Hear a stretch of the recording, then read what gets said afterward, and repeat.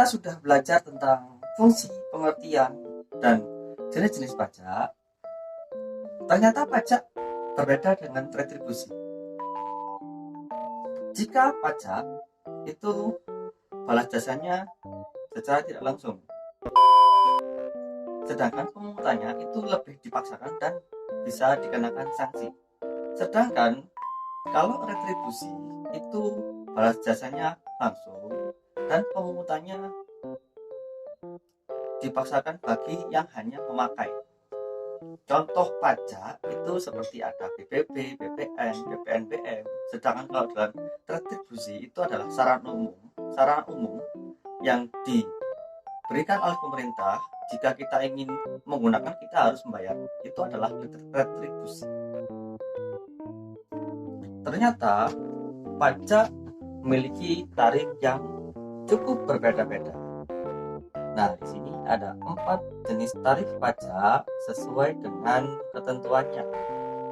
Yang pertama, ada pajak tarif proporsional. Tarif pajak tidak berubah.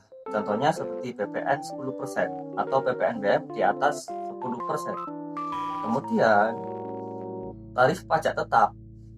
Besaran pajak tidak berubah. Contohnya kita seperti membeli materai 6.000. Yang ketiga, ada tarif pajak degresif. Pajak degresif ini semakin tinggi jumlah yang menjadi dasar pengenaan pajak, semakin rendah tarif yang dikenakan. Berbeda dengan tarif pajak progresif. Tarif pajak progresif, tarif pajak akan semakin besar ketika jumlah yang dijadikan dasar perhitungan pajak semakin besar.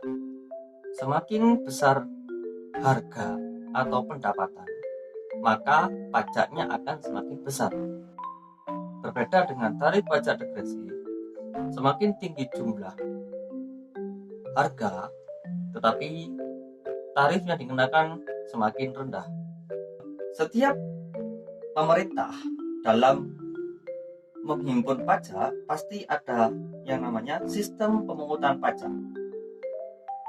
Sistem pemungutan pajak itu ada 3. Yang pertama, System of Assessment System. Official Assessment System itu adalah sistem di mana besarnya pajak yang dibayar akan dihitung oleh petugas pajak.